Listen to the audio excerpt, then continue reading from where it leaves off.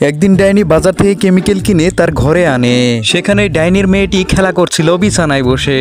ডাইনি সেই কেমিক্যালের জারটি টেবিলের উপর রেখে সেখান থেকে রান্না করে চলে যায়। তারপর ডাইনির মেয়ে ডাইনি রেখে যাওয়া কেমিক্যালকে সে খাবার মনে করে লাফাতে থাকে। তারপর ডাইনির মেয়ে হামাগুড়ি দিয়ে সেই টেবিলটার কাছে চলে যায়। তারপর সেই কেমিক্যালটি খাবার ভেবে পারতে চেষ্টা করে।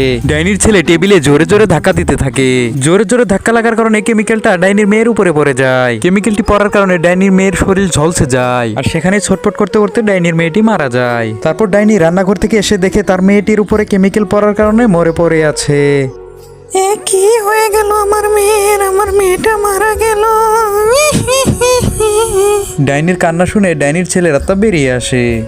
মা মা তুমি কান্না করছো কেন? আমি বুঝতে পারিনি, আমি ছোট মানুষ। কেমিক্যালকে মজা ভেবে আমি পারতে গিয়েছিলাম, পরে আমার উপরে সেই কেমিক্যাল পরে আমি মারা গিয়েছি।